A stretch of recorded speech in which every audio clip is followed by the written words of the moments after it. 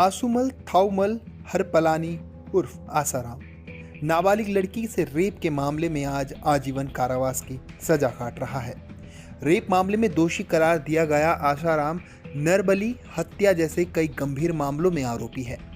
एक समय था जब इस शख्स के दरबार में बड़ी बड़ी हस्तियां हाजिरी लगाती थी। लाखों की तादाद में इसके अनुयायी हैं।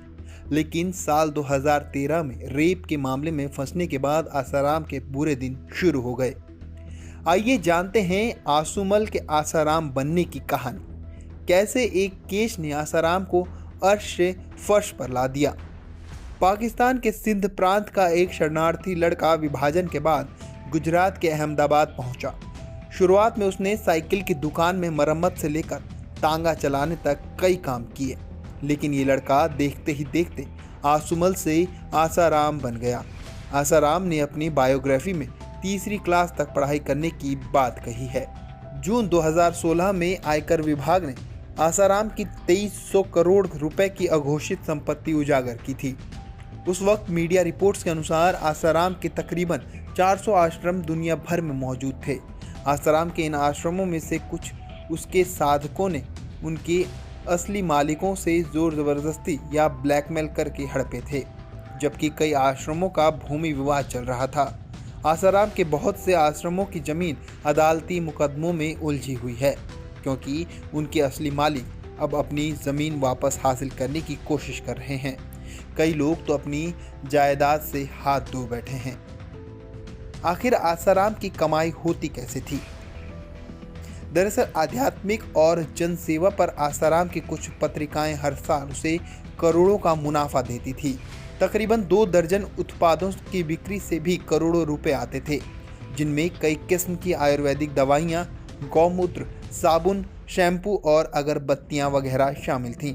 इस साम्राज्य का नियंत्रण तकरीबन 400 ट्रस्टों के हाथ में था। एक और अहम बात यह थी कि हर साल वहाँ गुरु पूर्णिमा पर गुरु दक्षिणा कार्यक्रम के जरिए पैसा जमा करता था। इस दिन लाखों लोग आते और दक्षिणा में मोटी रकम भेंट करते थे। वह कई दूसरे तरीके से भी लोगों से रुपया ऐंठता था।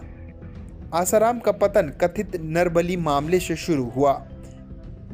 विवाद समय समय पर आसाराम का पीछा करते रहते थे, लेकिन सन 1980 से 2008 में अपना पतन होने तक आसाराम ने बहुत अच्छे दिन देखे।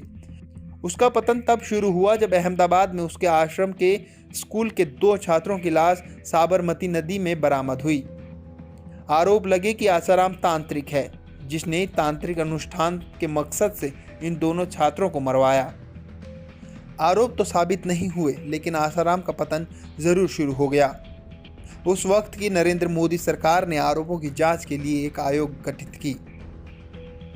आसाराम के साम्राज्य ढहने के पीछे भी एक अलग ही कहानी है।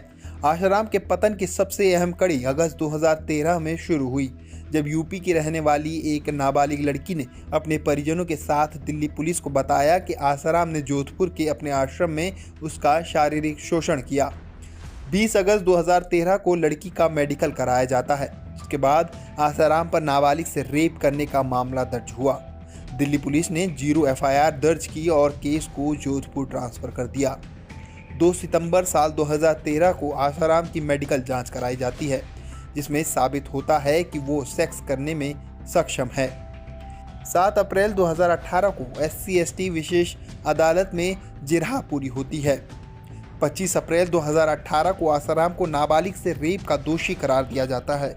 अदालत से आसाराम को आजीवन कारावास की सजा मिलती है। इस केस के ट्रायल के दौरान 10 से ज़्यादा प्रत्यक्षदर्शियों पर हमले हुए। उनमें से 3 की जान भी चली गई। एक की तो जोधपुर की अदालत में छुरा घोंपकर हत्या कर दी गई थी। लेकिन इन मामलों का सीधा सीधा जुड़ाव कोई आसाराम से था, इसके कोई सबूत नहीं मिले।